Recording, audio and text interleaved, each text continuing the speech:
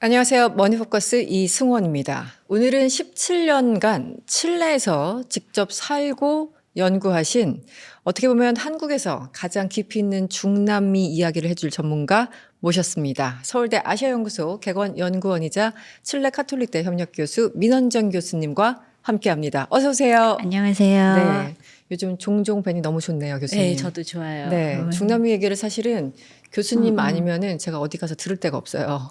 그래서 다른 분들이 바쁘셔서 아닙니다. 중남미 쪽 얘기를 좀 종합적으로 듣고 싶은 생각이 들었었어요. 네. 그런데 제가 예전에 다른 방송에서도 질문을 드렸지만 아니 어떻게 17년이나 중남미에 사셨어요. 물론 칠레는 좋은 나라지만 네. 그 자체도 참 놀라운 데다가 그리고 예전에 그런 얘기를 하신 것 같아요. 한국 사람들 한국에 와서 얘기를 듣다 보면은 아 중남미에 대해서 은근히 편견이 좀 있다. 네. 그래서 놀라셨다. 그러니까 네. 서로 놀라는 상황. 그렇죠. 네. 네. 그래서 주로 어떤 얘기들을 가장 많이 한국에 왔을 때 들으셨는지 좀 궁금합니다. 어떻게 보면 저는 거울 치료라고 생각을 해요. 아, 거울 치료? 예, 제가 처음에 이제 칠레 갔을 때 그 사람들이 가지고 있던 아시아에 대한 편견에 제가 불끈불끈 화가 났던 것처럼 아, 네. 예, 지금은 이제 역으로 한국에 오니까 사람들이 이렇게 중남미를 모르고 심지어 심한 왜곡된 편견을 가지고 이 사회를 바라보는 면에 제가 이제 또 역으로 화가 났죠. 양쪽 다 상처를 받으시겠네요. 그러니까요. 네. 네. 그런데 예를 들면 한 386 시대에는 우리의 군부 독재나 민주화 시기와 또 그들의 군부 독재 민주화 시기가 비슷하게 이제 맞물리면서 우리의 시각으로 그들의 민주화를 바라보는 시각, 그렇게 공부하셨던 시각이 있고, 그러나 이제 현실에 가보면 그들의 군부 독재와 그들의 민주화는 우리와 다른 과정을 또 겪었고, 또 그런 점에서도 제가 현실에서 살아봤던 이야기를 말씀드리면 배신감을 느끼시는 분들도 계시고, 또 아주 쉽게 얘기할 때에는 칠레에서 왔다고 하면 거기 후지모리 대통령이 있었지. 진짜 옛날에. 네. 그렇죠. 거기는 페루예요. 그러면 달라? 어. 뭐 이러시거나 뭐 카니발은 자주 가보나? 뭐 이러신다거나 거긴 브라질이에요. 그러면 다른가? 그런 식의. 그렇죠. 이제 거리감이 잘 안 잡히죠. 중남미가 진짜 넓은데. 네, 네네. 너무 넓어서 저는 처음에는 이제 내가 이게 무조건 화를 낼 일이 아니구나. 우리가 너무 모르니까 모르면 관심이 없게 되고 관심이 없는데 칠레에서 살다 왔다는 이상한 사람을 하나 보면 무언가 말을 해야겠는데 무언가 아는 거를 끄집어내서 말을 하다 보면 저러실 수도 있겠다. 네, 그냥 그렇게 긍정적으로 생각하는데 이제 이렇게 가끔 방송에서 불러주셔서 얘기할 기회가 생기면 너무 감사하고 또 공부도 열심히 해서 조금 더 많은 정보를. 네. 어떻게 하면 제가 그래도 최대한 객관적인 정보에 내가 경험한 것을 얹어서 잘 전달해 드릴 수 있을까 고민을 많이 합니다. 거울 효과라 그러셨나요? 네, 조금 전에? 네. 그렇다면 그것도 갑자기 궁금하네요. 이제 우리나라 사람들이 중남미를 보는 시선은 저도 뭐 알고 있어요. 은근히 무시하고 네. 거의 못 사는 나라 맨날 뭐 군부 독재 네. 혹은 쿠데타. 네. 근데 마치 우리는 안 겪은 것처럼 그렇죠. 우리도 겪었는데 그래서 은근히 이제 폄훼하고 무시하는 게 있는데 중남미 갔을 때 그들이 바라보는 아시아도 만만치 않게 왜곡돼 있었다고 하셨잖아요. 네. 예를 들어 어떤 건가요? 지금은 정말 많이 달라졌지만 네, 예전에는. 삼성이나 LG는 당연히 일본 기업으로 많이 알고 있고 그런. 네. 이제 제가 거기서 겪은 얘기를 이렇게 말씀드리면 한국 분들이 막 이렇게 화를 내시기가 화가 쉬운데 나네요, 저는 진짜. 지금 20년 전의 이야기를 말씀드리고 네, 있고 우리가 굉장히 급격하게 성장했기 때문에 우리 안에서는 그 변화를 겪으며 살아서 외부에서 바라보는 시각은 그 발전의 속도와 똑같이 빠르지 않다는 것을 잘 모를 수가 있죠. 네. 네. 그리고 우리나라처럼 빨리빨리 변하는 세상이 드물기 때문에 다이내믹하죠. 네, 다이나믹한데 이제 외국은 그렇지 않고 저쪽은 특히 별로 변화가 없는 사회였고 또 그렇기도 하기 때문에 그래서 또 제가 그때 경험으로는 기업들도 굳이 한국이라고 내세우지 않아도 좋은 점도 있었고 일본의 이미지가 있기 때문에 네, 그런 점이 있었고 또 이제 제가 사실은 이제 뭐 한류 오타쿠 문화 수용 연구를 했는데 그래요? 네, 팬들 인터뷰도 많이 하고 했는데 그때도 보면 이제 제가 논문에서 흔히 쓰는 용어에 제가 치노이즘이란 용어를 써요. 치노면 중국. 그렇죠. 네네. 이제 모든 아시아인을 중국인으로 봐요. 그래서 뭐 케이팝 팬들이나 뭐 일본 망가 아니메 팬들을 인터뷰해봐도 정작 중국 대중문화를 즐기진 않지만 그냥 다 이게 치노 컬처. 중화, 뭐 문명, 중국이 문화. 아시아를 대표하는 아, 네, 그런 이미지가 있죠. 그래서 저도 처음에는 그 부분이 굉장히 화가 났는데 다시 또 생각해 보면 우리가 그 거대한 땅덩어리를 하나로 보는데 또 그쪽에서 이쪽을 보면 멀고 잘 모르니까 쟤들 다 똑같지 않아라고 생각할 수도 있겠구나 하죠. 네. 제가 저번 다른 방송에서도 얘기를 했는데 네. 쿠바에 갔을 때 제일 먼저 물어보는 게 너 치노야? 그러니까 그렇죠. 중국인이야? 그 다음에 네. 자뽕이야? 네, 재팬이야? 맞아요. 그 다음에 아니 하면은 막 화내려고 하면은 네. 아 너 코리아구나 이러면서 그 다음에 이제 남이야 북이야 뭐 이 맞아요. 질문. 네. 네. 순서가 딱 있어요. 물론 네. 저도 한 20여 년 전 얘기를 네. 하는 겁니다. 그만큼 그들이 한중일을 다 섞어서 생각하는 것처럼 네. 우리도 약간 좀 그런 게 있는 것 같아요. 심하죠. 네, 심하죠. 네. 그런데 이거 정말 한마디로 설명하긴 뭐하지만 남미도 수많은 국가들이 있고 성격도 저마다 다르잖아요. 브라질, 아르헨티나, 칠레 이걸 어떻게 한마디로 설명을 합니까? 그런데 아주 쉽게 뭐 아이들에게 설명하듯 한다면 네. 남미는 어떤 곳인가요? 저는 이제 한국에서 수업을 할 때 네. 세계 지도를 펴놓고 수업하는데 네. 대서양이 중심에 있는 지도를 봅니다. 아, 그렇죠. 우리는 보통 이제 네. 태평양을 중심으로 하니까. 이게 이제 역으로 제가 칠레에서 수업을 할 때는 태평양이 중심에 있는 지도를 펴놓으면 학생들이 그 충격이 엄청나요. 반대로 한국에서는 대서양이 중심에 있는 지도를 보여주면 학생들이 굉장히 놀라더라고요. 맞아요. 우리 늘 예. 태평양의 늘 한가운데였으니까. 저는 이제 그 지도가 우리가 어떻게 세상을 바라보는지 그 관점을 대변하는 지도라고 생각을 하거든요.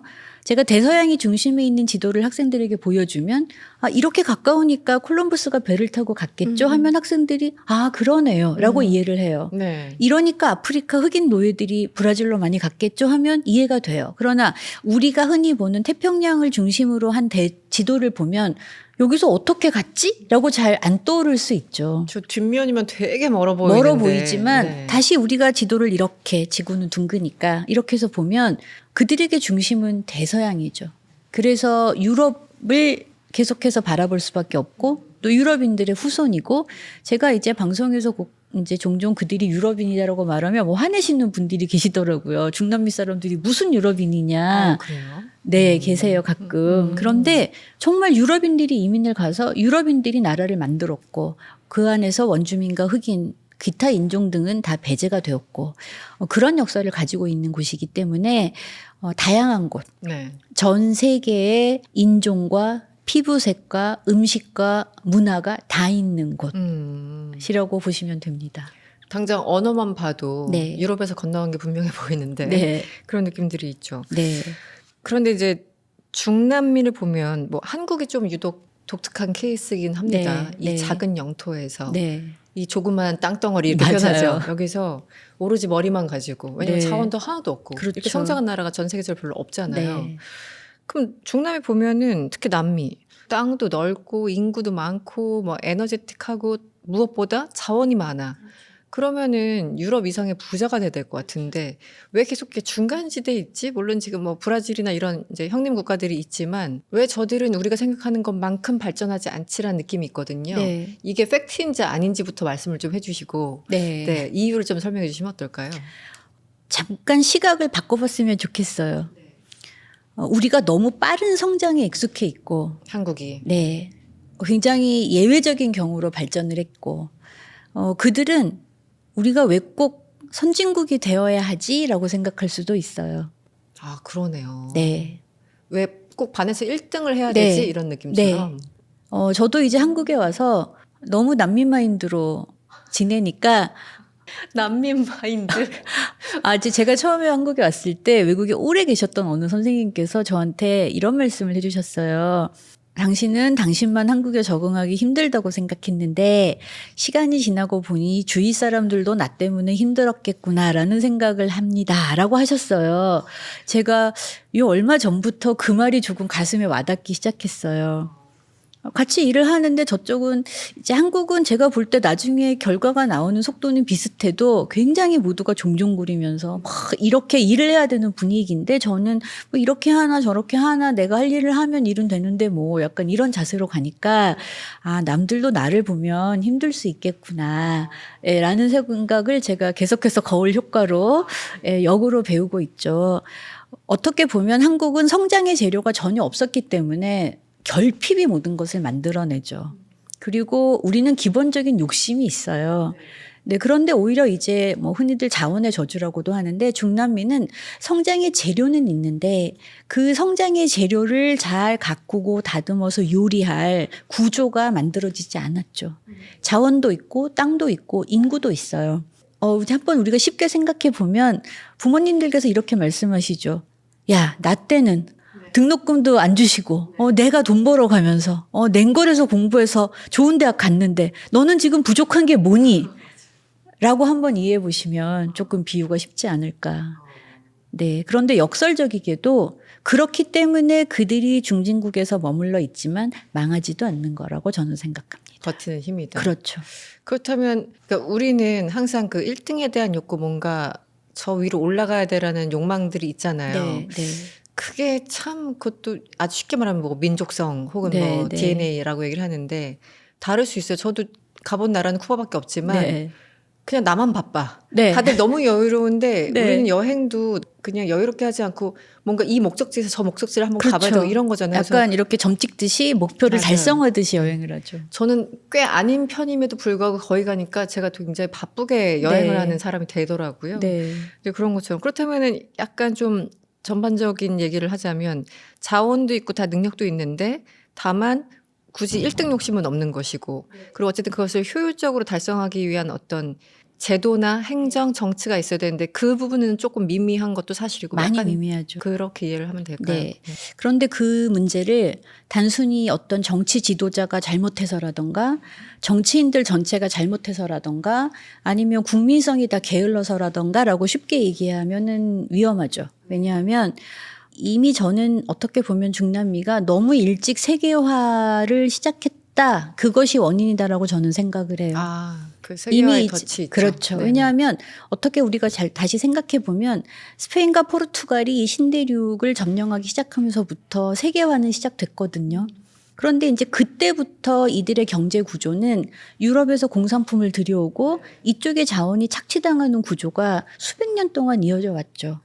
네. 그리고 이제 삼각무역이라고 하는 용어가 있는데 이제 원주민들이 혹사당하고 질병에 많이 사망해서 인구가 줄어들면서 이제 아프리카에서 흑인 노예들이 대서양을 건너서 주로 브라질과 카리브해로 건너가게 되는데 자 그러다 보니까 이 트라이앵글이 만들어졌어요. 아프리카에서 사람이 가고 그들이 착취한 자원이 유럽으로 가고 이제 유럽에서는 다시 아프리카로 노예상들이 가서 이 구조가 이루어지면서 식민 시기부터 수백 년 동안 그러한 착취 구조가 어떤 슬픈 세계화의 경제 흐름을 타고 갔는데 그게 독립 이후에도 바뀌지 않았죠. 왜냐하면 독립을 했지만 그 독립이 어떻게 보면 뭐 해방이라고도 흔히 하는데 그 이유는 혁명적인 독립도 아니었고 억압과 핍박받는 민중들이 일으킨 혁명도 아니었고 IT를 제외하고는 어차피 끄리오요.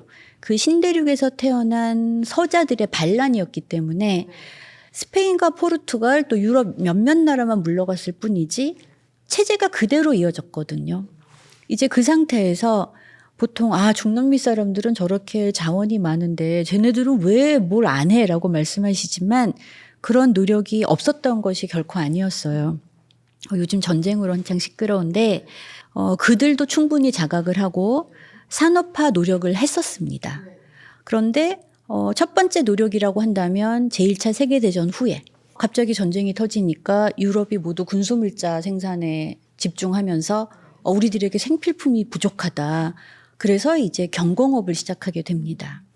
그런데 경공업에서 이게 중공업으로 가지를 못했죠. 왜냐하면 전쟁이 끝나니까 다시 또 이들의 자원을 필요로 해요. 그러면 경공업으로 가기까지의 경공업에서 중공업으로 그 이상으로 가기까지의 투자를 할 시간 대신에 빨리 돈을 벌 수 있는 길을 택하다 보니까 다시 자원 수출로 넘어가죠. 자, 그러다가 이제 1930년대 세계 대공황이 오죠. 다시 또 우리가 산업화를 해야 한다는 수입 산업 대체화 산업을 또 시작합니다. 그런데 하다 보니까 어느 단계에서 우리에게 자본과 기술이 부족하다는 것을 뼈저리게 느끼게 되죠. 그런데 또 이제 제2차 세계대전이 일어납니다. 그리고 이후에는 다시 또 유럽과 서구 세계가 필요로 하는 자원을 수출하는 구조가 계속해서 반복하게 되죠. 칠레 산티아고에 가보시면 에클락이라고 하는 유엔 산하 기구가 있어요. 이게 Economic Commission for Latin America and the Caribbean. 라틴 아메리카와 카리브의 경제위원회가 네네. 있습니다. 이제 그 에클락에서 늘 중남미 경제에 대한 보고를 하는데 이 자원 때문에 중진국에 머물러 있고 자원 때문에 망하지도 않는 그런 보고를 계속해서 하거든요. 1948년에 에클락이 생긴 이유도 이 중남미의 산업화를 돕기 위해서 구조적인 문제를 파악하고 해결책을 찾기 위해서 생긴 기구였어요. 그러나 이게 너무나 구조적으로 심하기 때문에 지금 좀 속이 약간 시끄러울 수도 있는 불안감에 떨 수도 있는 멕시코를 제가 예를 들어 보면 멕시코가 나프타에 1990년도에 가입하면서 오히려 이 북미의 경제가 더 종속되는 결과를 낳았죠. 한마디로 미국에 종속되고 그렇죠. 하는 그런 왜냐하면 더 미국으로 길이 뚫린 동시에 그와 더불어 마약이 가는 길도 생겼어요. 네, 그래서 그들이 노력을 안 하는 게 아니라 굉장히 뿌리 깊은 구조적인 문제가 있고 또 어떤 뿌리 깊은 구조적인 문제가 왔을 때 우리는 자원이 없기 때문에 무언가 자꾸 길을 쓰고 찾으려는 노력을 하지만 이들은 그래도 먹고는 살거든요. 네, 그럭저럭 살 수 있으니까. 예, 그럭저럭 살고 있기 때문에 그럼 당장에 해결한 어떤 장기적인 안목의 어떤 정책보다는 바로 눈앞에 보이는 것들부터 해결하면서 살아오다 보니까 구조적인 문제를 해결할 시간과 여력과 기술과 자본이 모두 부족하다고 저는 생각합니다. 우린 보통 이제 WTO 체제 뭐 세계화하면서 90년대 이후에 완성된 뭐라고 생각하지만 아까 말씀하신 거는 이미 네. 유럽에 있던 사람들이 그쪽에 가면서 착취하면서 세계화는 시작됐다라는 게 굉장히 놀라운 표현이라는 생각이 듭니다. 사실이니까요. 네, 그게 구조지 않습니까? 마치 그 양반과 노비 시절에 노비한테 너는 노력 안 해가지고 노비인 거야라고 그렇죠. 얘기하는 것처럼 그 구조가 그런 비슷하죠. 건데, 네. 굳이 비유를 하자면. 네. 알겠습니다. 일단 우리 남미에 대해서 편견을 좀 싹 지워버리고 네, 구조부터 배우자. 요즘 사실 중동도 그렇고 뭐 아프리카 지도만 보셔도 알겠지만 어떻게 국경이 일직선이에요. 다 유럽 사람들이 만들어낸 그 국경선 때문에 지금까지 그 불씨가 돼서 싸우고 화약고되고 하는 거지 않습니까? 네, 알겠습니다. 그럼 본격적으로 우리 개별 국가 얘기하지 좀 재밌잖아요. 이름을 불러야지 재밌잖아요. 아, 그런가요? 네. 브라질도 있고, 뭐 네. 아르헨티나도 있고, 칠레도 있고, 그러니까 중남미를 대표하는 건 워낙 이제 룰라 대통령의 존재 때문에 그런지 덩치가 일단- 크죠, 브라질은. 네. 일단 어쨌든 지역 강국은 브라질인가요? 뭐 그걸 GDP로 볼 수도 있고 영토로 볼 수도 있고 여러 가지 이제 지표가 있는데. GDP나 영토나 인구로 보면 네. 브라질, 멕시코, 아르헨티나를 꼽을 수가 있고 브라질, 멕시코, 아르헨티나. 네. 또 남미에서 OECD에 가입한 국가로는 칠레와 코스타리카가 있고 코스타리카를 솔직히 저도 잘 모르겠어요. 네, 코스타리카 아름다운 곳입니다. 아, 그래요? 예, 여기가 백인들이 예, 백인이 중심이 되는 중심인 국가입니다. 거. 네. 그냥 무식한 질문. 브라질은 어떤 나라인가요? 저도 브라질 전문가는 아니지만 제가 오히려 칠레에 오래 살다 오니까 중남미의 칠레에서도 말하기도 점점 더 조심스러워지고 아, 그래요? 너무 이제 칠레 편향적으로. 그것도 얘기한다고 그렇고 이런 제가 건가요? 살다 보니까 이게 살면 살수록 온갖 일들이 일어나니까 나는 과연 칠레를 다 아나? 뭐 이런 생각을 많이 했고 내가 살아보지도 않은 나라 말해도 되나? 뭐 이런 생각도 하는데 저는 브라질에 여러 번 가보기는 했어요. 제가 아주 간단히 예를 들면 제가 상파울로에 몇 번 갔을 때 브라질과 제가 상파울로보다 조금 더 아래에 있는 포르토알레그레 갔을 때 브라질은 전혀 달랐습니다. 그게 나라가 크면 예를 들어 러시아도 저도 블라디보스토크보다 모스크바까지 갔는데 같은 나라가 아니에요. 아니에요. 지금 네. 그런 말씀하시는 네. 것 같은데. 자, 우리도 보면 이 작은 한반도가 남북으로 갈라져 있고 이 남한에서도 지역색이 있고 지역별로 음식이 있고 지역별로 말투가 있는데 그 넓은 땅덩어리가 어떨까? 아, 스페인어 다 쓰지 않아? 뭐 스페인어, 포르투갈어 비슷하지 않아 하지만 일단 보면 같은 브라질 내에서도 여러 지역과 여러 기후가 존재합니다. 브라질의 북부는 아마존이 있죠. 네, 그렇죠. 네. 제가 지난 시간에 학생들한테 자, 브라질에서 생산하는 상품이 뭘까 한번 찾아보세요 했어요. 없는 게 없어요. 광물, 밀, 콩, 소, 양, 와인 다 나와요. 그 넓은 땅덩어리가 브라질에서라고 말하기 힘들게 이 지역에서는 광물이, 이 지역에서는 콩이 언젠가 왜 브라질과 아르헨티나, 중국에 콩 수출한 사건으로 시끌시끌했던 것도 농산물, 뭐 광업, 또 그 넓은 바닷가에서 해산물, 모든 자원이 다 있죠. 해산물까지. 그렇죠. 네, 네. 바다가 얼마나 넓어요. 그러네요. 네. 그래서 같은 나라에서도 브라질 어디 출신이냐에 따라서 살던 기후가 다르고, 네. 또 누가 많이 사는가도 달라요. 보통 브라질은 우리가 흔히 보는 브라질은 뭐 축구 선수 하면 다 흑인 아니야 하지만 브라질 남부로 내려가면 또 흑인이 많지 않습니다. 아, 그렇군요. 네. 외모도 조금 다르고. 다르고. 네네. 저는 이제 실생활의 예를 많이 드는데 네네. 상파울로에는 일본 이민도 많이 갔고 또 한인 이민들도 많이 가서 한인촌이 봉이치로라는 한인촌이 있기 때문에 네. 굉장히 다양한 인종들을 봤어요. 네. 그런데 그 남쪽에 있는 포르투알레그레를 가니까 전혀 다른 백인 마을이 나타났어요. 네. 그리고 제가 이제 같이 일한 교수님도 독일계였고 네. 그래서 이제 저희가 학회 끝나고 저희를 안내해 주신 곳도 포르투알레그레에서 버스를 타고 1시간 정도 가면 되는 독일 마을이었어요. 독일. 네. 이제 그때 강을 타고 저희가 배를 따라가는데 유럽 이민들이 왜 포르투알레그레에 와서 어디에 정착했는가를 독일인이 많이 온 곳, 영국인이 많이 온 곳 하나하나 그래서 전혀 다른 내가 이때까지 알던 브라질과 전혀 다른 브라질이었고 그때 이제 같이 가신 중남미를 모르시는 선생님께서 굉장히 충격을 받으신 일이 네. 이제 오스트리아계의 어느 분께서 저희를 댁에 초대해 주셨어요. 정말 독일 분 같이 생겼어요. 네. 그런 파티가 열리는 가운데 부엌문을 여는 순간 흑인들이 모두 하얀 옷을 입고 요리를 하고 있었죠.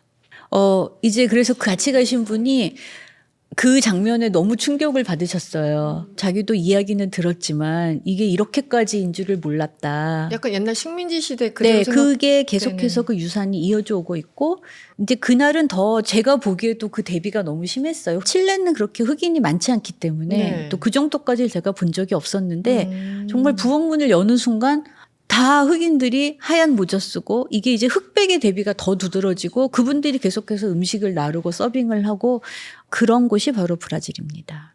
근데 브라질에서는 주로 어느 지역의 인구들이 조금 밀집돼서 사나요? 북쪽, 남쪽 아마존을 지역에? 제외하고 네. 이제 중부 남부 쪽으로 많이 밀집되어 살죠. 이제 주로 도시 중심으로 뭐 상파울로, 브라질리아 뭐 이런 여러 곳이 있고 이제 브라질은 해안 도시가 식민 초기부터 발달했기 때문에 이제 그런 곳을 중심으로 해서 인구가 밀집되어서 발달을 하죠. 브라질은 그래서 부자가 되면 큰 부자가 나온다고 해요. 인구가 워낙 많아서. 네. 그런 게 또 편견인가요? 이게 바다를 접한 쪽 사람들은 좀 더 리버럴하고 좀 더 네. 와일드하고 네. 뭐 그리고 산 쪽은 약간 좀 보수적이고 뭐 네. 이런 그 약간 통념들이 있잖아요. 거기도 약간 그런 게 있을 것 같아요. 당연히. 한번 우리가 몇백 년 전으로 거슬러 올라가 보면 유럽에서 어떤 사람들이 신대륙으로 갔을까요? 새로운 걸 좀 발굴하고자 하는 사람들, 네. 조금 진취적인 사람들. 그렇죠. 네. 왜냐하면 그리고 스페인 사람들도 처음에 신대륙을 발견했을 때 이 땅이 어떤 곳인지를 자기들도 몰랐어요. 처음에는 인도로 간다, 향신료 찾으러 간다고 했다 갔는데 갑자기 주렁주렁 막 원주민 인디어들이 저게 뭐야? 얘네들한테서 막 금이랑 은이 있네. 내려가면 뭐가 있을까? 모르고 계속해서 갔어요. 브라질과 이 스페인 식민지형이 갈라지게 된 이유도 처음에 이제 브라질이 해안가 도시를 주로 점령했고 스페인은 이 넓은 땅덩어리를 아직 점령도 제대로 시작도 못하고 있기 때문에 미처 신경 쓸 틈이 없었고 아마존이 별거 아닌 줄 알았다가 그렇게 처음엔 토르데시아스 조약으로 뭐 해안가만 포르투갈 영이었다가 야금야금 넓어져서 이렇게 브라질이 덩치가 커졌는데 자기들도 모르는 곳을 계속해서 발굴해 갔죠. 그래서 자 이제 스페인에서도 예를 들면 스페인도 당시에는 왕이 있었고 귀족 사회가 있었는데 우리도 예를 들면 예전에 서자가 있었듯이 네네. 지금 신대륙을 개발하려면 정복하려면 사람이 가야 하는데 스페인 왕국에서 야 너 거기 가면 양반 족보 줄게 이렇게 간 사람들도 있고 어차피 여기 살아봤자 내가 네. 저 위에까지 못 올라간다고 생각하는 사람들이 아무래도 다른 길을 가고 찾기가 좋으니까. 아니면 나 여기서 너무 가난해. 네. 나 너무 찢어지게 가난해. 거기 가면 보물이 있대. 해서 간 사람들. 굉장히 진취적이고 모험심이 강한 사람들이 갔겠죠. 네. 네. 그런 사람들이 개척한 곳이 지금의 또 중남이고. 그렇죠. 네. 그 피가 어디 가지 않고. 그렇죠. 이런 네. 느낌들. 그런데 짧게 요 질문 좀 드리고 싶어요. 네. 이 브라질 코스트라는 게 뭐예요? 쉽게 말하면 네. 시장은 넓은데 네. 그 시장을 제대로 밟기 위한 제도가 너무 복잡하죠. 아, 그러니까 서류 한 10장이면 끝내야 되는데 예를 들어 100장이 필요해 뭐 그렇죠. 이런 거요? 네. 그리고 제가 알기로 제가 작년에 브라질 관련 어떤 행사에 갔는데 변호사의 도움 없이는 아무것도 할 수가 없을 정도로 그 절차가 너무 복잡하고 또 세금 제도가 계속해서 바뀌고 네. 또 브라질이나 아르헨티나 같은 경우는 주별로 또 법이 다를 때도 있어서 그러면 브라질 전체 법을 봐야 하고 내가 지금 사업을 하고 있는 이 주의 법을 봐야 하고 공통으로 적용되는 법인지 이 주에만 적용되는 법인지 그리고 세금이 어떻게 되는지 이 문제가 변호사의 도움 없이는 도저히 할 수 없을 정도로 비용이 들어서 그게 이제 바로 브라질 코스트죠. 미국하고도 비슷한데요. 미국도 다 주마다 다르잖아요. 그 드라이버 라이센스도 주마다 다 좀 다르고 해가지고. 그게 이제 중남미가 다르면 그게 불평이 많으시더라고요. 미국 다른 거 아무 소리도 안 하더니 왜 남미에서 다르니까 뭐라고 해. 근데 뭐 이제 이런 남미는 거네. 아무래도 접한 사람이 많지 않고 네. 언어 차이도 있고 하다 보니까 좀 덜 친숙해서 아마 더 불편하게 느끼실 수 있겠죠. 그렇군요. 네, 그렇다면 아르헨티나를 체게바라가 태어난 데가 네 아르헨티나죠. 맞아요. 네. 어렸을 때 기억이 참 네. 강렬합니다. 네. 이 나라는 한마디로 표현하면 어떤 나라예요? 이제 이건 굉장히 주관이 들어간 거긴 하지만 교수님이 생각하시기에 아르헨티나는 일단 뭐 아름답다, 부자다, 뭐 등등, 뭐 억세다, 뭐 등등 뭐 제 있잖아요. 개인적으로는 네네. 문화 자본이 높은 곳. 고급스러운 표현. 네. 문화 자본이 높은 건 왜 그렇습니까?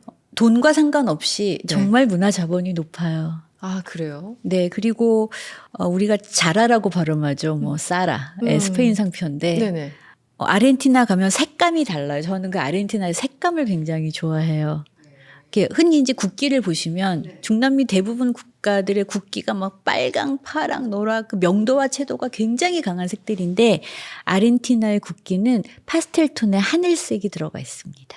그러네요. 생각해 보니까. 네. 그래서 오히려 튀는 거군요. 다 막 울긋불긋 너무 그런데 여기는 파스텔톤으로 우아하게. 그리고 정말 사람들과도 대화를 해보면 네. 제가 보니까 땅덩어리가 넓은 나라 사람들이 좀 더 여유 있어요. 없는 살림에도 굉장히 인심이 좋아요. 아르헨티나가 그랬습니다. 저는 이제 주로 학교를 가는데 칠레는 정말 짠돌이 짠순이에요. 그래요. 단 하나도 공짜가 없어요. 어머나. 자, 이제 학교 앞에 복사 가게를 우리가 예를 들어보면 칠레에서 제가 이거 봉투 하나 주세요. 단돈 1배서라도 받아요. 제가 아르헨티나에 가서 아깼다 이러면서 그냥 인심 좋게 주시죠. 뭐 하나 이렇게 얹어주고 이런 게 그렇죠. 있군요. 네, 그런 인심이 있죠. 그런데 아르헨티나는 정말 가보고 싶은 나라 중에 하나이기도 하고 사진으로 봤을 때 너무 아름답다는 생각이 아름다워요. 드는데 그거는 어디서부터 시작된 건가요? 아르헨티나도 식민지 시기에 라플라타 부항령의 행정 중심 도시였습니다. 자, 이제 스페인이 이 넓은 땅덩어리를 다스리기에는 행정력이 부족하다 보니까 스페인에는 왕이 있으면 이 식민지에는 부왕, 바이스 로열티를 뒀어요. 제일 처음 생긴 부왕령이 멕시코였고 네. 그 다음에 중심지가 남미에서는 페루였는데 이제 18세기에 스페인에서 합스부르크 왕조에서 부르봉 왕조로 바뀌면서 네, 네.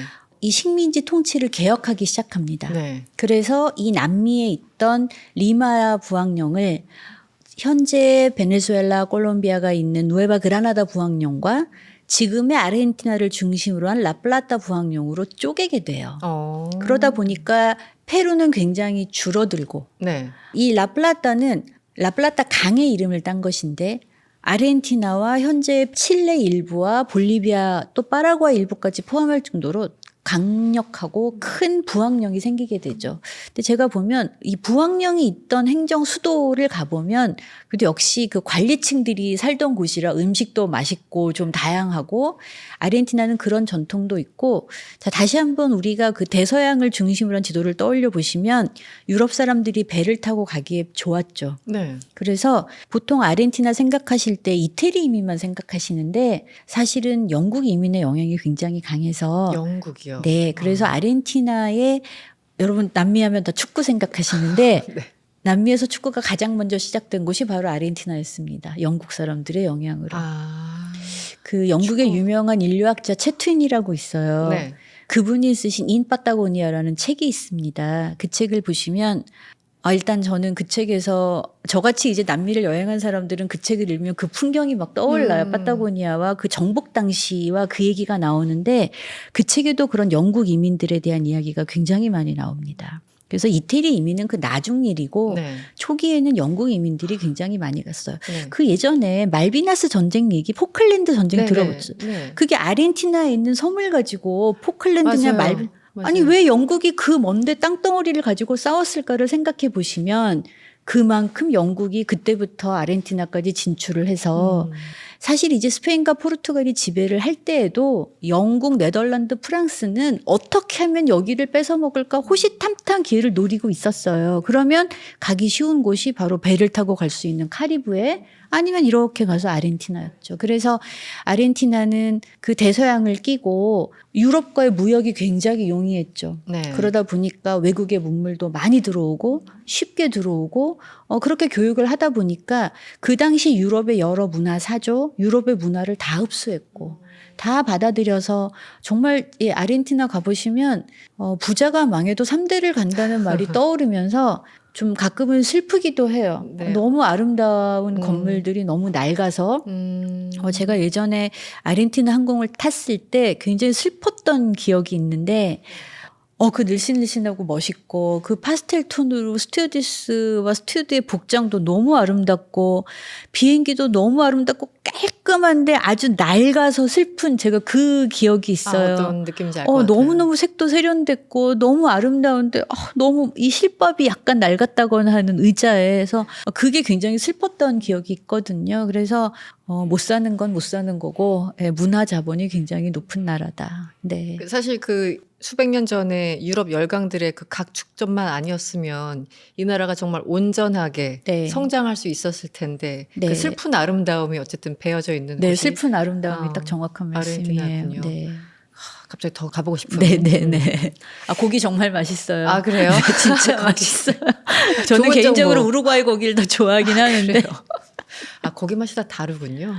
왜냐하면 똑같은 안데스를 끼고 파타고니아가 칠레 측이 있고 아르헨티나 측이 있는데 네. 칠레 측은 산과 가까워서 약간 근육질이 있죠. 애들이 많이 산도 타야 되고 움직여야 네네. 되는데 아르헨티나나 우루과이는 평지를 유유자적하게 다니던 애들이어서 네. 근육질이 다르죠. 그래서 고기 맛도 다르고 마블링도 한국처럼 마블링이 많은 고기를 선호하는 게 아니니까 그렇죠. 네. 또 그 맛도 다르고 한국에서 초리조라고 하시는데 저는 그 남미의 초리소를 굉장히 그리워해요 가끔. 네. 네, 뭐 그게 지금 왜 취향 맛있느냐고 물으신다면 맛있으니 맛있으니까. 맛있다고 하는데 왜 맛있냐고 물으신다면 네 이렇게 되겠지만 네. 이제 경제는 물론 정치인들의 잘못이 크죠.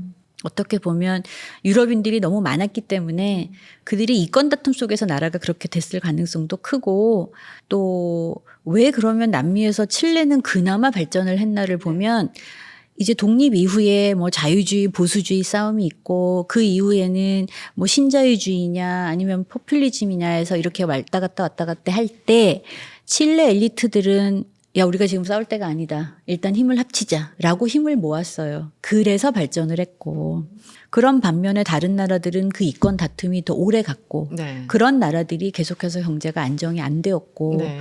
또 아르헨티나는 이 페로니즘의 영향이 크죠. 그렇죠. 네, 페로니즘이 그것 때문에 모든 게 무상이고 뭐 좋긴 하지만 결국은 나중에 모든 것에 무상의 어떤 길들여진 네네. 또 습관이 된 국민들이 이제 밀레이 정부가 칼날을 휘두르게 되면서 어떻게 해야 될지를 모르는 상황이 오게 된 거겠죠. 네. 네. 그래도 칠레 오래 사셨던 우리 민 네. 교수님을 모셔놓고 네. 칠레 질문을 빠뜨릴 수 없죠. 네. 17년간 몸담았던 칠레는 역시 또 거친 질문. 네. 한마디로 표현하면 어떤 나라입니까? 정말 어려운 질문인데요. 제2의 고향 같은 전 곳이잖아요. 저는 제2의 진짜 어떤 고향이에요. 느낌인지 알 것 네. 같아요. 네. 애증의 나라입니다. 애증의 제게는. 나라? 네. 봉투 하나도 안 주긴 하지만 그래도 네. 그리운 나라. 그런데 한번 정이 들면 네. 예를 들면 제가 이제 5월에 칠레 출장을 가는데 다음 달에요? 네. 네네. 그런데 저한테 자기 집에 와서 자라고 하는 친구가 3명이 있어요. 오, 많은 거 아니에요? 네. 그런 면이 있어요. 네네. 네. 처음은 굉장히 힘들지만 정들면 또 엄청 챙기는? 그게 한국의 정과는 조금 달라요. 그래요? 네.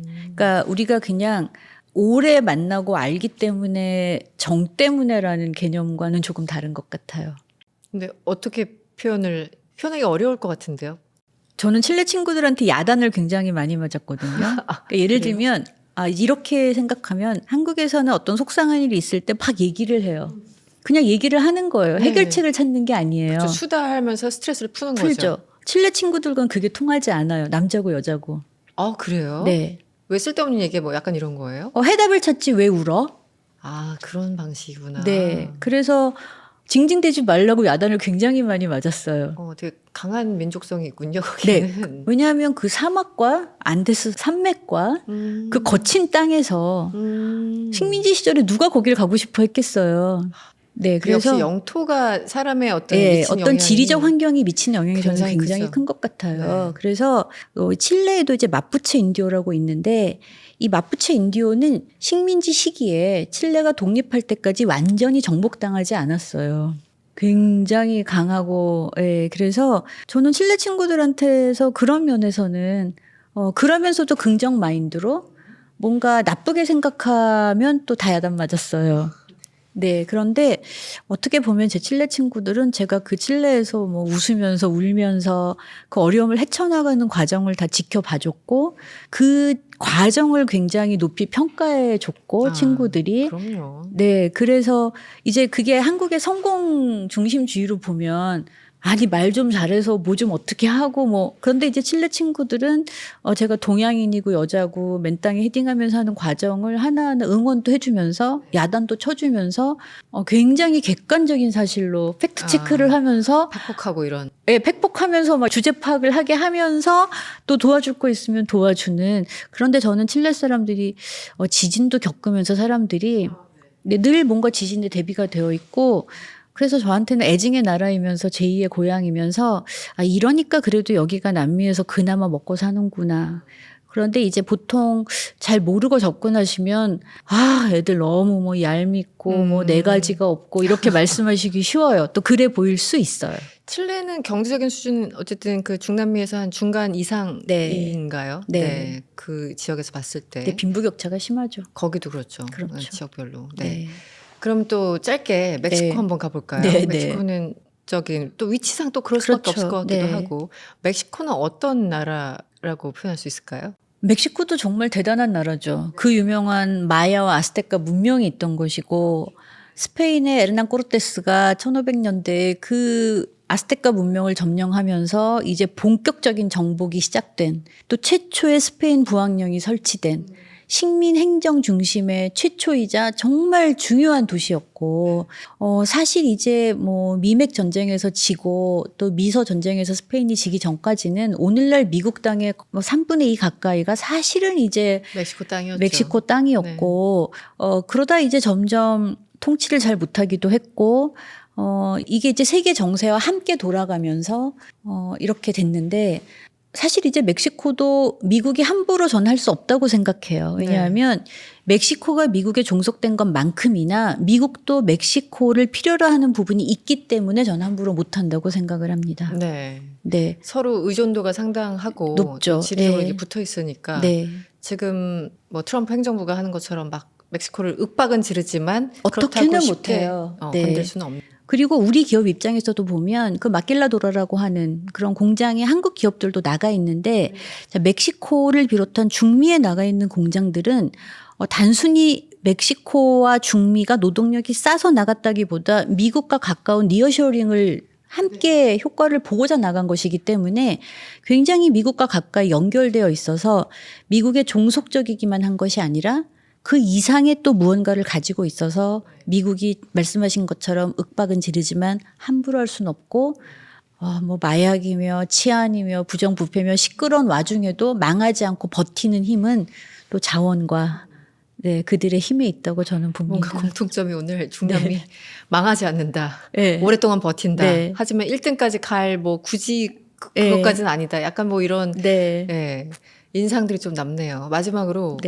이제 다음 차례는 쿠바야. 트럼프 대통령이 또 일종의 경고 위협을 했고 또 쿠바는 사실은 이제 지금 베네수엘라 마두로 그 체포 이후에 에너지 상황도 굉장히 안 좋고 그렇지 않아도 경제 제재 오랫동안 받아왔고 너무 안 좋잖아요. 정말 아름다운 나라인데 쿠바는 어떤 나라라고 좀 표현해 주고 싶으세요? 거기도 정말 슬프도록 아름다운 나라죠. 맞아요. 그런 게 좀 있었어요. 네. 쿠바는 정말 식민지 시기에는 이 식민지 대륙으로 들어가기 전에 관문이죠.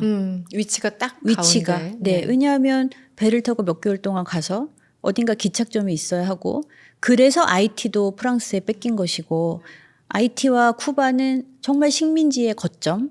자, 우리가 쿠바를 이 넓은 식민지 대륙, 아메리카 대륙을 보다가 쿠바를 보면 작아 보이지만 한국 지도에 비교해 보시면 거기도 어마어마하게 큰 것이고. 아, 그렇군요. 네, 자꾸 생각해보니까. 우리는 이 큰 전체 지도에서 지도 보니까. 전체를 안 보고 이 대륙 지도만 보시면 아, 여기 조그만해 하시지만 점이네, 뭐 이런. 세계 지도를 보시면 엄청 큰 나라죠. 그리고 오늘날 뭐 쿠바를 비롯해서 뭐 이 중미 국가들이 마약 때문에 욕을 먹는 이유는 중미와 카리브해 지역은 토양이 사탕수수를 심으면 그냥 쑥쑥 자랐다고 합니다. 심어 놓기만 하면. 그래서 쿠바가 설탕 플랜테이션, 그 다음에 이제 뭐 커피 플랜테이션은 중미만큼은 아니지만 그래서 쿠바가 또 쿠바와 푸에르토리코 그리고 이제 필리핀이 많은 분들이 필리핀도 스페인의 식민지였어? 라고 놀라시는데 필리핀이 그 멕시코를 부항용으로 하는 누에바 에스파냐 부항용의 일부였습니다. 아, 네, 그렇군요. 그래서 네. 이제 그 필리핀의 차이나타운을 통해서 아시아인들도 처음으로 육갑단 반도로 갔고 스페인이 막 여기저기 독립을 하고 정신없는 와중에도 이 필리핀과 쿠바는 끝까지 붙들고 있었어요. 정말 놓치면 안 되는 곳이었으나 이제 미서 전쟁에서 깨지면서 쿠바를 뺏겼고 그래서 쿠바 혁명이 일어나기 전까지 쿠바는 정말 말 그대로 미국의 놀이터였죠. 그렇죠. 영화 대부 보시면 나와요. 네네. 네, 그래서 허쉬 초콜릿 공장도 있었고 마이애미에서 겨우 143km밖에 안 떨어져 있기 때문에 미국 사람들이 거기에 세컨하우스, 휴양지 놓고 놀러 가고 하는 곳이었는데 그래서 오늘날에도 왜 쿠바 가보시면 그 옛날 롤스로이스 자동차 같은 것들이 있어요. 그렇죠. 네, 네. 굴러갑니다. 네. 네, 그래서 그런 곳이 이제 혁명을 겪었고 네. 지금은 이제 시장을 개방하긴 했지만 이제 베네수엘라가 그렇게 되면서 쿠바는 자연적으로 봉쇄된 거죠. 모든 길이. 그런데 이제 미국이 중동과는 전쟁을 한다면 남미는 그런 식으로 압박을 하는 거죠. 네. 전쟁 대신에 네. 압박, 봉쇄. 그래서 쿠바도 굉장히 어렵겠죠. 그러나 어려운 시절을 늘 살아왔던 사람들이라 그냥 불평할 틈이 없이 지금 살 수도 있고 제가 예전에 쿠바에 갔을 때는 한국인 관광객들이 너무 많아서 놀랐고 그러세요? 네. 또 북한의 김일성 대학에서 한국어를 배운 통역관이 아, 맞아요. 예, 외교관의 아들이 이 남한 관광객들을 어떻게 다루는지를 보고 제가 정말 감탄을 한 적도 있고 아, 그 장면 보신 거예요? 네. 오. 어땠는데요? 어땠는데요? 저희 입장에서는 아니 외교관 아들이 그런데 쿠바에서는 달러를 만지는 사람이 가장 부자라고 합니다. 그래서 예를 들면 그런 아재 개그를 이렇게 능글능글하게 하면서 아, 그래요? 그리고 외교관들이? 저는 이제 쿠바의 태반 크림을 그때 처음 알았어요. 아, 뭐 유명하다고 네, 하던데요? 그래서 딱 호텔에 도착하니까 여자들은 태반 크림 사라고 바로 안내해주고 남자들은 또 남자분들이 많이 좋아하실 만한 곳으로 또 어딘가 안내도 하기도 하고 밤에. 뭐 담배도 뭐 팔고. 등등. 네, 그래서 그러면서 가끔 한국말 못 알아들은 척하면서 그게 이제 20년이 넘긴 했지만 그분인지 아니면 그런 비슷한 분들이 몇 분 계셔서 여전히 활동하고 계시다는 얘기를 많이 들었거든요. 그래서 이게 뭔가 우리가 볼 때는 공산주의고 막 못 살기만 하고 한 것 같지만 무언가 또 자본주의의 맛을 들여가면서 또 나름의 버티는 힘도 있고 그래서 저는 이제 사실은 지금 우리가 쿠바를 가보기는 힘들겠지만 또 무언가 그들이 어떤 어두움의 세계에서 사는 법을 분명히 찾아내고 있을 텐데 그게 뭔지가 저도 궁금합니다. 네. 네. 교수님 사실 일부에서 이제 중남미 네. 정말 빠른 시간 안에 그것도 다는 못하고 네. 몇 개 국가만 조금 짚어봤는데요. 몇 개 국가도 가볍게. 가볍게 아주 네. 가볍게 두 줄로 막. 네.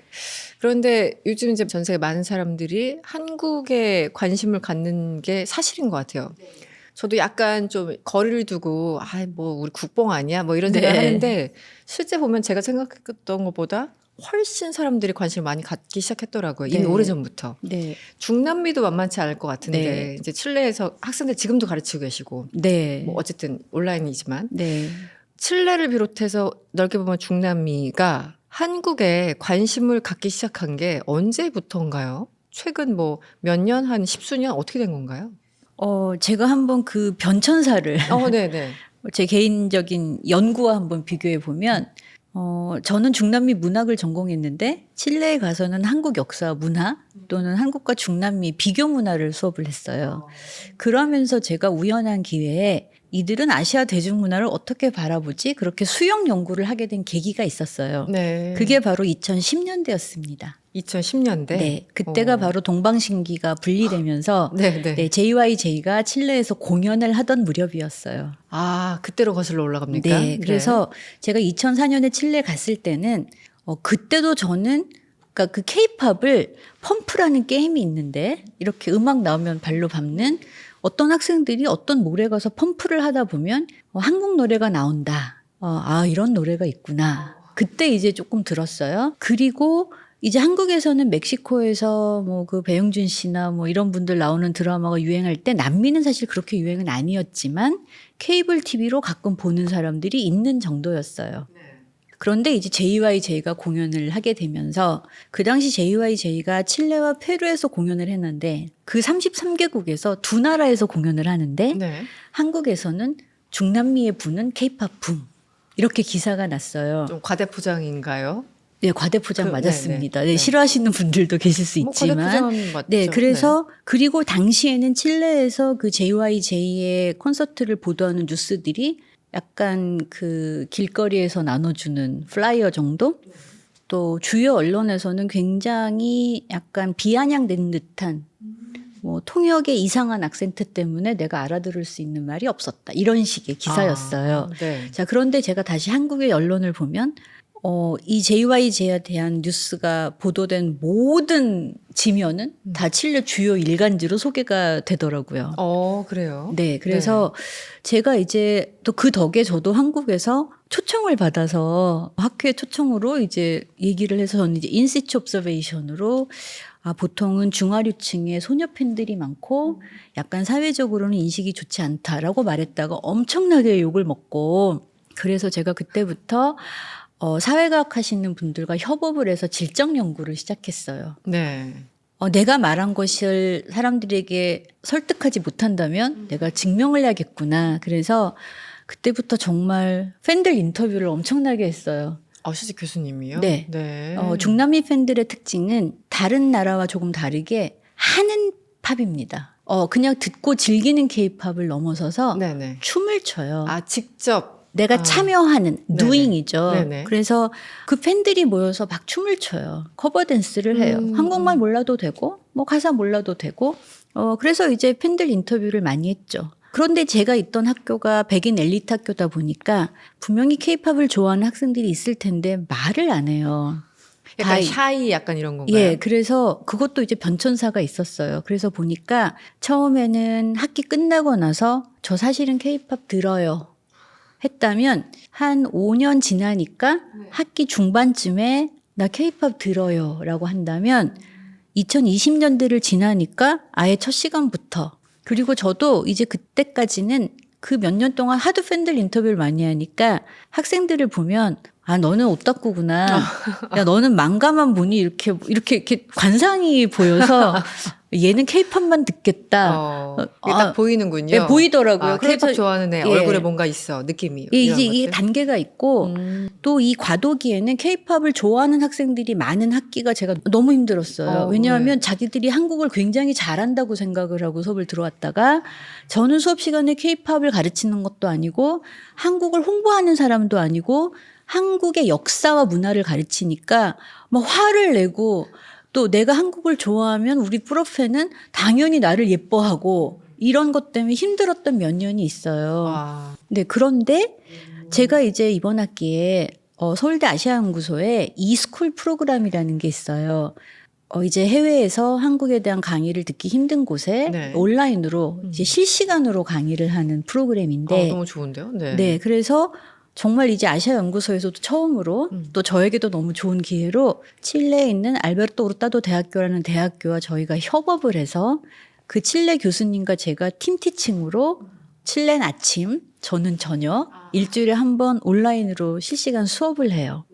저는 이 수업이 가능해질 수 있었던 것도 그만큼 한국에 대해서 관심이 높아졌기 때문이라고 생각을 해요.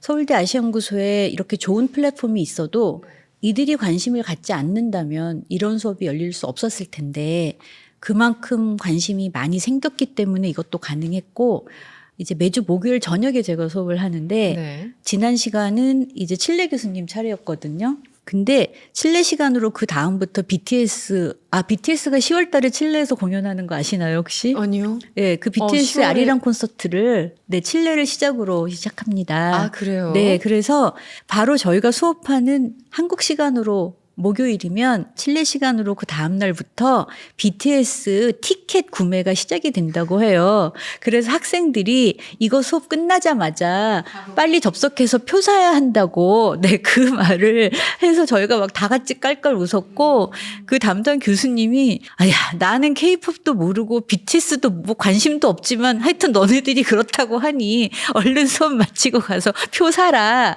뭐 이렇게 말씀하신 게 있었고 근데 칠레에서 시작한다라는 거는 네. 그러니까 어쨌든 이것도 문화 산업이기 때문에 네. 어딘가 굉장히 유익한 곳을 찾아갔을 거잖아요. 칠레가 사실은 중남미 K-팝의 허브입니다. 아, 어떻게 그렇게 가장 된 거죠? 많은 공연이 열려요. 얼마 전에 배우 서인국 네네. 씨도 칠레를 갔습니다. 유독 칠레만 더더욱 케이팝을 좋아하는 건가요? 아니면 거기는 뭐 굳이 뭐 케이팝 아니어도 모든 문화를 사랑해서 그렇게 되는 건가요? 어떻게 저희가 보세요? 일부에서 얘기한 것과 관련이 있는데 칠레가 중남미에서 정치 경제적으로 가장 안정이 되어 있고 네. 칠레가 약간 그런 에이전시라든가 음. 문화 산업이라든가 이런 그게 것들을 잘돼 하기에 있구나. 그래도 상대적으로 좋은 여건을 가지고 있어서 네. 저도 사실은 제가 이제 칠레 측에 있는 조교한테 소인국 배우가 거길 왜 갔어? 그랬더니 드라마 때문인가 봐요 이러더라고요. 이제 사실은 제가 자문을 한 어떤 회사에서도 11월에 칠레에서 큰 엔터테인먼트 행사를 하실 계획입니다. 네, 그래서 제가 이제 그분께 제안서 이거 쓰면 도움되지 않을까요? 서인국 배우가 갔다고 합니다. 그랬더니 이제 그분이 드라마 월간남친 때문에 갔나? 그래서 제가 월간남친? 월간남친을 봤어요. 보니까 이게 이제 블랙핑크의 지수가 그렇죠. 나오고 배우 서인국이 나오고 하다 보니까 당연히 팬들이 이제 좋아해서 갔겠구나.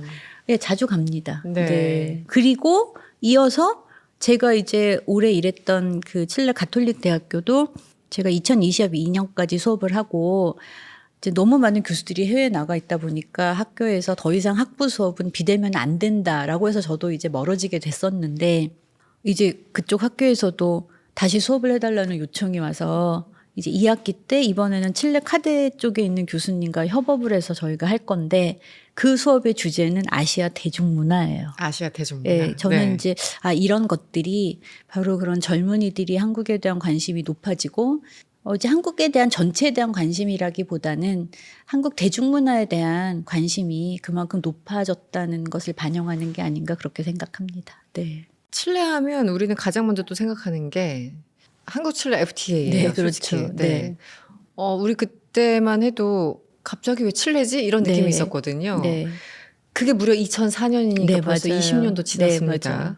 왜 당시 한국의 첫 번째 선택이 칠레였을까요? 칠레는 이미 세계 여러 나라와 FTA를 맺고 있었죠. 경험이 가장 많은 곳이었고 그 당시도 이미 칠레가 부상하고 있던 시기였고 어떻게 보면 이제 당시에 칠레는 아시아 파트너를 찾고 있었고 한국과 FTA 체결하고 그 다음에 중국과도 체결을 했습니다. 그래서 사실은 이제 이 FTA가 비록 우리가 원하는 것만큼의 성과를 내지 못했다고 해도 최초의 트랜스퍼시픽 체결이었죠. 그런 면에서 의의가 있고 양쪽이 북반구와 남반구의 나라이고 그래서 비록 여기서는 이제 농부들이 뭐 반대를 했다고 네네. 할지라도 뭐든가 이제 농산물도 계절이 반대고 해서 주고받기가 그렇죠. 쉬운. 그래서 서로 이제 어떤 다른 대륙과 다른 반구에 허브를 찾고 있던 지점이 만났다고 저는 생각합니다. 네. 네.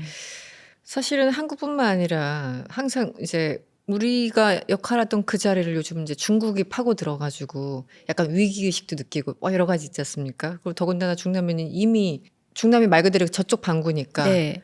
미국의 영향이 또 상당할 테고. 네. 그래서 거기서 한국 기업이나 이렇게 우리나라 사람들이 가서 일하기가 쉽지만은 않았을 것 같아요. 일단 뭐 외모도 달라 뭐 여러 가지. 한국은 어떤 어프로치를 했는지도 궁금하거든요. 이 중남미에서 살아남기 위해서. 저는 글쎄 뭐 회사에 다니지는 않지만 당연히 어프로치가 다를 수밖에 없고 그런데 한국이 주는 이미지는 기분 나쁜 말일 수도 있지만 만만하다.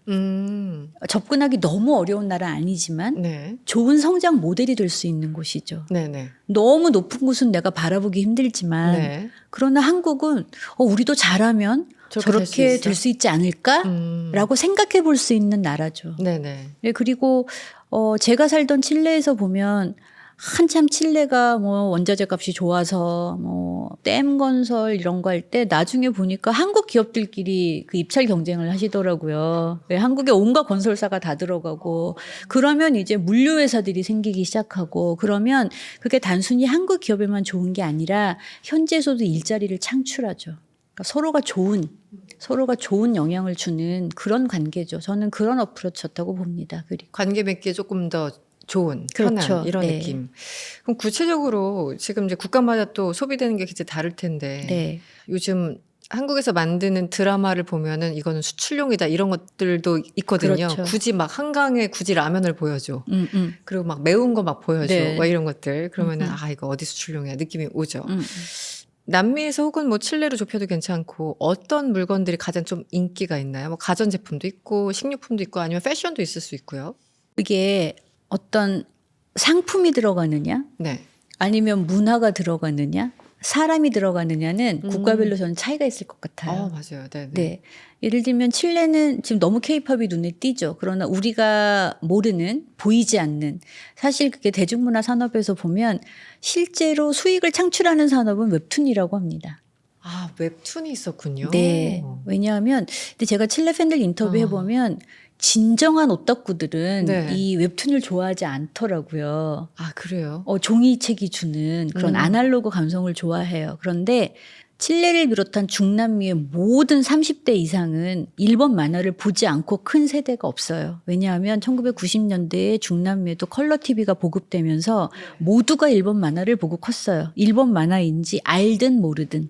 저도 칠레 친구들과 보통 이제 외국은 나이를 얘기 안 하는데 만화 얘기를 하다가 네가 마징가 지트를 아는가 캔디를 아는가 무엇을 아는가로 네네. 내려가면 대충 어느 나이대인지가 나오고 짐작이 공통의 드래곤 볼을 더 좋아하나까지 내려가거든요. 네, 네. 그래서 중남미의 모든 이제 그들이 40대가 되어가고 있겠죠. 일본 만화를 안 보고 자란 세대가 없기 때문에 그럴 수 있죠. 그 일본 대중문화가 남긴 영향은 상당합니다. 그건 우리가 따라갈 수가 없어요. K-팝은 이제 인터넷과 더불어서 여러 플랫폼이 생기면서 그리고 코로나 덕에 드라마까지. 네, 그런데 정작 수익을 내는 것은 보이지 않는 웹툰 팬들이라고 하고 그 웹툰 팬들은 어떤 이미 기성세대가 되어가고 있는 그 망가 세대와는 또 다른 세대에서 이제 웹툰이 인기를 끌고 있죠. 그래서 네.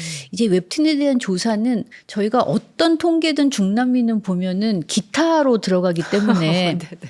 그런데 제가 그것도 참. 언젠가 웹툰을 전문으로 하시는 분이 하시는 특강을 제가 들었는데 사실 우리나라 웹툰이 가장 인기를 많이 끌고 있는 통계 중에 늘 아르헨티나를 비롯한 중남미가 1등, 2등에 들어간다고 합니다. 그래요. 네, 그런데 이제 그분께서 어떤 모 언론의 기사를 보여주시면서 그러나 한국이 바라는 기사는 서구의 백인 남자들이 좋아한다고 해야 우리가 인정받는 느낌을 갖는다라고 말씀하시더라고요. 아직도 그런 사대주의가 있어가지고 말이죠. 네, 그분 네. 말씀입니다. 네네. 네, 그래서 아르헨티나 뭐 중남미에서 1등했다 이거는 그렇게 효과가 없다고 해요. 그러나 어쨌든 뭐 미국에서 유럽에서 1등 해야지 진짜 1등이야라고. 그렇죠. 네, 그러나 평가하시는. 이제 실제로 통계를 보면 어. 한국 웹툰이 스페인어 버전도 있습니다. 네, 스페인어로 한국 웹툰 볼 수 있는 앱도 있고 저는 이제 연구나 조사차 이렇게 보는데 재미있어요. 솔직히 고백하자면 저는 웹툰은 아니고 여전히 저도 약간 네. 올드해서 이렇게 종이로 넘기는 책을 보거든요. 만화든 뭐든 간에 일단 종이 소리가 나야 돼. 네. 그 감각이 있어야 네. 되는데 그래서 웹툰도 잘 못 봤는데 와 그래서 생각도 못했어요. 네. 중남미에서 한국의 웹툰을 이렇게 많이 소비한다고. 그리고 제가 칠레 카톨릭 대학교에서 그 동북아의 대중문화 수업을 2학기 동안 했었는데 역사학과 졸업반 학생들을 데리고 하는 약간 연구 수업 같은 거였거든요. 그때도 어떤 학생이 한국의 또 비디오 게임에 대해서 사실 저는 못 비디오 참죠. 게임을 네. 그 옛날에 칠레 생활 초기에 수업할 때 어떤 학생이 자기가 한국 역사 수업을 듣게 된 계기가 그 비디오 게임에 7년 전쟁이라는 게임이 있대요. 그게 그 네. 임진왜란을 배경으로 하는 게임이라고 아. 합니다. 저는 이제 학생들과 팬 인터뷰를 하면서 아, 이런 노래가 있구나, 이런 드라마가 있구나, 저도 그렇게 배웠고, 그렇게 인터뷰를 하다 보면 정말 우리가 알지도 못하는 예를 들면 우리는 잘 모르지만 NMX라고 하는 걸그룹이 칠레에서 매년 2월 여름에 열리는 비냐델 마르 페스티벌이 있어요. 이걸 이제 조금 우리가 세대를 거슬러 올라가면 1970년대에 그 가수 정훈이 씨가 네. 그 비냐델 마르 페스티벌에서 상을 타셨습니다. 파도요. 그 한복 입고 부르는 그 노래예요. 그런데 이제 그 페스티벌에 한국 또 아시아 그룹으로 연예인으로는 최초로 NMX가 초청을 받아서 참가했습니다. 너무 낯선 국뽕이 얘기들. 차오르나요? 그러면 네. 지금 이제 웹툰까지 가셨으니까 사실은 다른 거 질문이 어떤 의미가 있는지 모르겠는데. 네. 국가별로는 뭐 다르다. 네. 네.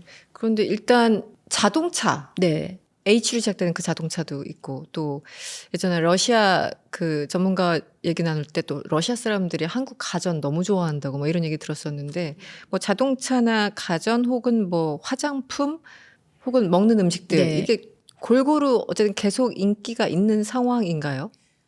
골고루 인기가 있다고 하기보다는 네.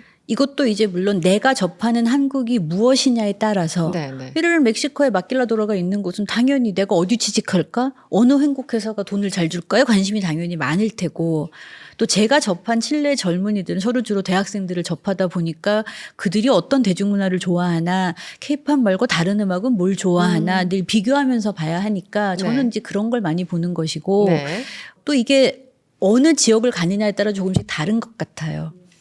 또 아르헨티나는 영화 강국이기 때문에 영화를 좋아하고 아르헨티나에서 인기를 끈 한국 영화가 또 칠레에서 꼭 인기를 끌지는 않아요. 그렇죠. 취향이 완전 다르니까. 네, 멕시코에서 인기를 끈 한국 드라마가 또 남미에서 인기가 없기도 해요. 그렇기 때문에 우리가 남미 전체에서라고 말하기는 쉽지 않죠. 굉장히. 네, 그러나 예를 들면 제가 살 때 칠레에서는 한국 음식이 냄새가 많이 나서 네. 한국 사람들이 집을 얻기도 힘들었던 시절도 있었는데 뭐 김치 냄새 난다. 네, 뭐 이런. 그리고 이제 어떤 스파에서 한국 분 사람들이 마늘 냄새 난다고 쫓겨났던 사건도 있었고 하지만 제가 재작년에 출장을 가보니까 아주 부촌에 한국식 고깃집이 생겼더라 이거죠. 네, 그래서 이게 이제 확실히 영향력이 퍼지고 있구나. 그리고 제가 이제 인스타그램에서 봤더니 칠레 젊은이가 소주를 만들었더라고요. 소주 만들어요? 칠레 소주라고 저도 한번 칠레 출장 가면 네. 한번 맛을 봐야겠다 지금 생각하고 있습니다. 네. 그게 실제 우리의 그 초록색 병과 얼마나 비슷한지 맛이 네. 저도 궁금하네요. 네. 조금 전에 제가 좀 질문을 드리기도 했습니다만 이제 각국이 그 현지화 하잖아요. 네, 네. 그래서 우리도 갑자기 뭐 분명히 햄버거인데 안에 막 김치 넣고 뭐 불고기 넣고 뭐 이런 것처럼 현지화가 굉장히 중요한데 예전에는 워낙 일본 쪽 말씀하신 것처럼 네. 그 예전 만화 네. 혹은 음악이 중남미를 굉장히 강력하게 그렇죠. 했던 시절이 있었고 이제는 또 이제 한국 문화도 그렇고 또 중국도 만만치 않고 네. 셋이 약간 좀 경합한다고 봐야 될까요? 어떻게 봐야 될까요? 저희도 보면 할리우드 대중문화가 우리를 사로잡았던 시절이 있고 홍콩의 제키찬이 우리를 사로잡았던 시절이 있고 네. 불법이니까 더 열심히 일본 만화를 봤던 시절도 음. 있고 지금은 너무 다양해졌죠. 중남미도 마찬가지예요. 제가 연구 자료를 보면 처음에 미국 대중문화가 물밀듯이 몰려 들어올 때 양키 문화라고 해서 그 거부감이 엄청났고 또 일본 문화가 파고 들어갈 때 그 칠레를 예를 들면 그 중고등학교 교사협의회에서 이렇게 폭력적인 만화를 우리 아이들이 보게 하면 안 된다라고 교육부에 건의를 했던 자료도 있고 네.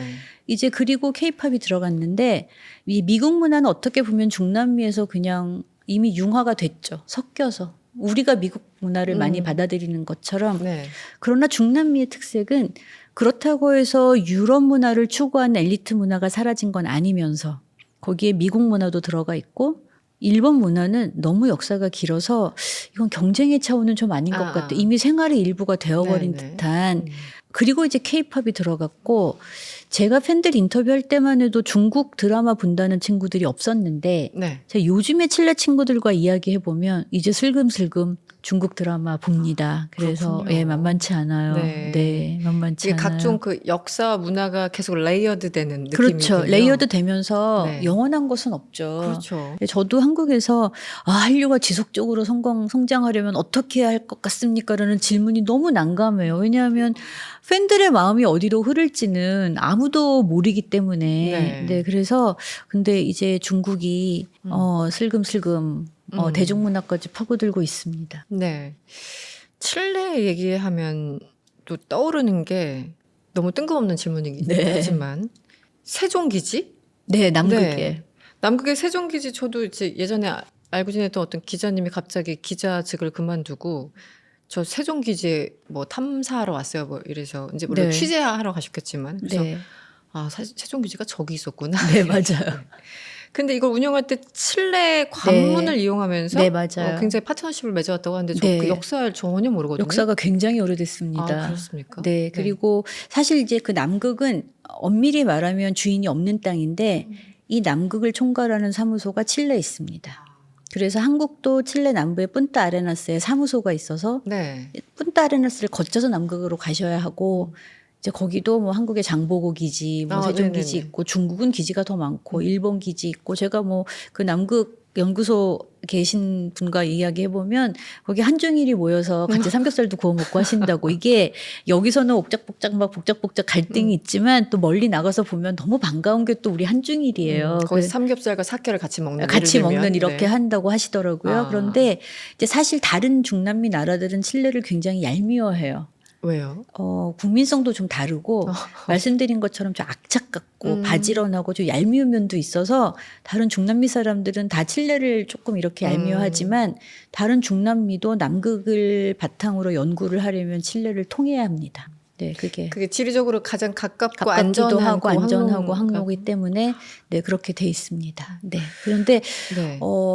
이제 사실 일상생활에서는 사람들이 남극 기지가 있는지도 모르는 사람들이 많죠. 네네. 네, 그런데 제가 칠레에 있을 때 우연한 기회에 그 한국 사무소 소장님을 알게 돼서 제가 그때는 한국 사람이 너무 귀하니까 네. 누구든 오시면 그냥 붙잡아다가 저희 수업 시간에 특강을 부탁드린 적이 있어요. 그런데 그 소장님이 저희 수업 시간에 심지어 스페인어도 아니고 영어로 발표하셨는데 학생들의 관심도가 뜨거웠습니다. 아, 그래요. 제가 그때 배운 점이 있다면 우리 것을 무조건 가르치기보다 자기들과 무엇이 연결되었는가에 학생들이 이렇게 관심이 많구나. 세종 기지가 있고 또 가면 중국 기지도 있고 일본 기지도 있고 한국에서 몇십 년 전부터 이런 일을 하고 있고 하니까 학생들이 뭐 질문이 끝도 없었고 네, 엄청나게 관심이 많았죠. 보고 싶네요. 어떤 장면이었을까 너무 궁금한데요. 학생들이 어떤 표정으로 들었을지 또 정말 어떤 눈이 질문을 했을지. 반짝반짝했어요. 아, 그렇군요. 이게 네. 몇 년 전 얘기예요? 그분이 강의하신 게 10년 정도 된 것 같은데 네. 이미 퍼져 있었다. 그러면서 이제 그분이 그때 저도 이제 처음 알았는데 이제 각 연구소 측에서 뭐 한국에 한 명, 칠레에 한 명 보내주는 프로그램도 있다. 아, 그래요? 네, 뭐 고등학생, 대학생 뽑아서 당시에. 예, 네. 아마 지금도 제가 하고 계신지 잘 모르겠는데 네. 사실 이제 그런 얘기가 이렇게 널리 홍보되지가 잘 않잖아요. 그냥 끼리끼리 그렇죠. 이렇게 아는 뽑아서 사람들끼리. 예, 아니면 그 지역 젊은이들을 뽑아서 보낸다거나 이제 그런 얘기를 해주시니까 이제 그런 정보를 한번 알고 나면 그 다음부터 학생들이 스스로 찾겠죠. 이런 프로그램이 있는데 내가 몰랐네 하면서 그리고 한국이 칠레하고 중남미 최초로 워킹 헐리데이 협정을 맺었고 네. 또 아마 아르헨티나랑 브라질도 제가 맺은 것으로 알고 있는데 네. 제가 연구차 이 중남미에서 한국의 출입국 한번 등록수를 봤더니 사실 저는 브라질과 아르헨티나는 워낙 교민수가 상대적으로 많아서 이게 과연 그들이 오는 건지 교민분들이 오는 거 잘 모르겠어요. 그러네요. 물론 칠레도 비슷하겠지만 그런데 이 칠레가 특히 인구는 적은데 이 H1 비자로 오는 입국자 수가 매년 100명에 가깝더라고요. 그러면 꽤 많은 수가. 네. 이제 사실은 제가 한국 측에도 알아보니까 이게 한국에서 칠레로 가는 쿼터는 차질 않는데요. 그런데 칠레에서 오는 쿼터는 경쟁이 심하다 이렇게 얘기 들었습니다. 네. 우리 교수님께서 한 2010년대부터 네. 그때 뭐 가르치고 또 질문 받고 또 현장 조사 나가시고 네. 케이팝을 좋아하는 그쪽 현지 네. 친구들을 만나서 인터뷰도 많이 하시고 네. 그래서 그 변천사에 대해서 대략 좀 짚어주시긴 했는데 이게 항상 그 긍정이 있으면 부정이 있고 이 양이 있으면 음이 있지 않습니까? 긍정과 관심이 높아지는 만큼 혹은 그만큼 아니어도 또 부정적인 인식도 항상 있을 수 있어요. 있죠. 네, 그래서 뭐 일부 조사에 따르면 일부 음흠. 조사입니다. 뭐 한류에 대한 부정 인식이 한 30%대 정도 왔다 갔다 한다 꾸준히 이런 조사도 있는데 네. 이걸 어떻게 평가해야 됩니까? 이 통계나 여론조사는 해석에 따라서 또 표본에 따라서 워낙 다르긴 네. 하지만 네. 저는 어떤 문화든 뭐 아주 쉽게 말하면 어떤 음식도 좋아하는 사람이 있으면 싫어하는 사람이 있고 또 좋아하고 싫어하고를 떠나서 관심이 있는 사람이 있고 관심이 있는데 다 좋아하는 건 아니잖아요. 관심이 있는 사람이 있으면 관심이 없는 사람도 있죠. 우리가 그 점을 조금 좀 너그럽게 받아들일 때가 아닌가라는 생각을 저는 했어요. 네. 이제 한국이 우리가 생각하는 것보다 많이 발전을 했고 하면은 조금 여유를 갖고 우리 잘 살아 잘 살아라고 굳이 강요하지 않아도 다 아는데 네. 아 너희는 이런 거 좋아하는구나 너희는 이런 건 별로구나라고 파악해서 너희가 좋아하는 거 줄게라는 여유를 조금 가져도 되지 않나 저는 그 생각을 했어요. 그런데 이제 제가 보면 우리는 그 컬렉티비즘 문화잖아요. 네네. 그러니까 어떤 아이돌을 좋아하면 제가 그때 한국에 와서 뭐 강의하고 이랬을 때 보면 제 수업을 듣는 모든 학생이 케이팝 팬이라고 생각하시더라고요. 아, 그건 또 아니었거든요. 아니죠. 아이가 모르거나 관심 없는 사람도 많을 예, 텐데. 그리고 오히려 그런 학생들이 더 관심을 갖게 되고 더 열심히 하는 경우도 많고 제가 한국에 와 있는 중남미 학생들을 최대한 만나보려고 노력을 하는데 케이팝과 무관한 학생들이 더 한국을 즐기고 더 한국을 좋아하게 되는 경우를 저는 많이 봤어요. 왜냐하면 케이팝을 보고 또 드라마를 보면 어떤 필터링이 생길 수 있죠. 그럼요. 뭐 와보니까 그 잘생기고 친절한 오빠들은 어디에 없죠. 현존하지 예, 않아요. 뭐 그러니까 막 실망하게 되고 네. 그런 기대치가 사라지게 되기 때문에 그렇기 때문에 또 이제 팬들 인터뷰에 보면 그냥 어떤 아이돌이 이 오빠랑 이 언니가 좋은 거지 이 오빠가 좋은데 이 그룹은 싫을 수도 있어. 아니 이 그룹에 왜 얘가 있어? 우리 오빠가 여기 있는데 이럴 수도 있고 그런데 이제 우리 한국식으로 생각하면 아 이런 한국에 대한 자그마한 관심이 애정과 사랑으로 이어져서 한국에 대한 사랑으로까지 네, 이렇게 한꺼번에 보시는 경향이 좀 있어요. 네, 있는데 각자의 취향을 우리가 존중해 줘야죠. 제가 어떤 칠레 동료 교수들 중에 엘리트층을 보면 예전에는 특히 엘리트층일수록 자기 아이가 케이팝을 좋아하면 숨겼어요. 뭔가 그런 얘기 하다가 네. 제가 가면 딱 사실은 우리 아이가 얘기 안 하고 그랬는데 이제 요즘의 분위기는 그걸 좋아한대. 약간 이렇게 예.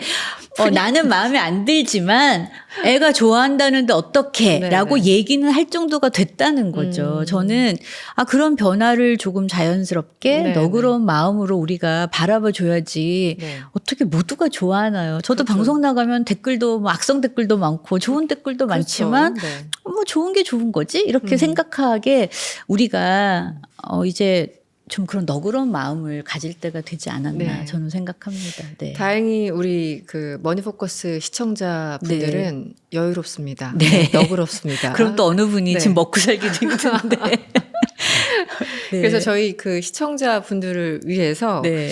중남미를 바라볼 때 이거는 조금 이 편견을 좀 깨고 바라봤으면 좋겠다. 이건 네. 조금 경계했으면 좋겠다. 혹은 이렇게 좀 했으면 좋겠다. 이 연구자로서 하시고 싶은 말씀이 많을 것 같아요. 마지막으로 한 말씀. 저 정말 어제 이 질문지 보고 고민을 많이 했는데 육하 원칙을 한번 떠올려 보시면 어떨까 싶어요. 누가 언제 어디서 무엇을 어떻게 왜. 그러니까 일단 누가 중남미의 어디를 바라보느냐. 언제 어떻게 왜 무엇을 바라보느냐에 따라 너무나 다양한 중남미가 있어요. 내가 학업을 뭐 하든지 사업을 하든지 무엇을 하든지 간에 그런데 그 육하 원칙에 따라서 내가 보는 중남미가 중남미의 전부가 아니라는 것. 조금 나쁜 점이 보여도 반작용이 있는데 라고 생각해 주셨으면 하는 점. 얼마나 다양한 곳인지 그리고 조금 과장하자면 한국도 점점 다문화 사회가 되어가고 있는데 중남미야말로 태생적으로 다문화를 안고 가는 나라의 곳들이기 때문에 그들이 이 안에서 중남미에서 종교 전쟁이 일어났다는 얘기 들어보셨나요?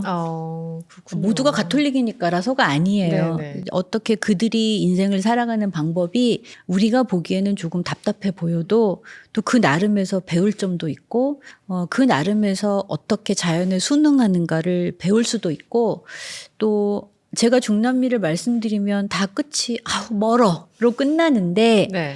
우리 이웃나라인 중국과 일본은 그럼 왜 그렇게 그 먼 중남미와 가까이 지내고 그렇게 투자를 할까? 약간 큰 틀에서 다른 나라는 중남미와 어떤 이유로 왜 관계를 맺고 있는지를 한번 같이 보시는 것도 좋을 것 같습니다. 네. 네. 우리 뭐 지리적으로 거리상으로 굉장히 멀리 떨어져 있는 중남미지만 어쨌든 알면 좋아지고 알면 보이는 것들이 있지 않습니까? 맞아요. 그래서 오늘 교수님 말씀 들으면서 한국과 중남미가 그동안 어떤 관계를 맺어왔고 우리 심지어 세종기지부터 해서 네, 맞아요. 어떻게 관계를 맺어왔고 지금 어떤 노력을 하고 있고 또 중남미 특히 칠레 이런 또 특히 젊은 세대들이 한국에 어떤 관심을 계속 쌓아가는지까지 저도 그 덕에 다시 수업을 하고. 그러니까요. 네. 수업이 많아진다는 건 관심이 있다는 그렇죠. 하나의 명확한 네. 표식이니까. 네. 네. 재밌게 들어봤습니다. 네. 지금까지 민원정 교수님과 함께 했습니다. 오늘 말씀 고맙습니다. 감사합니다.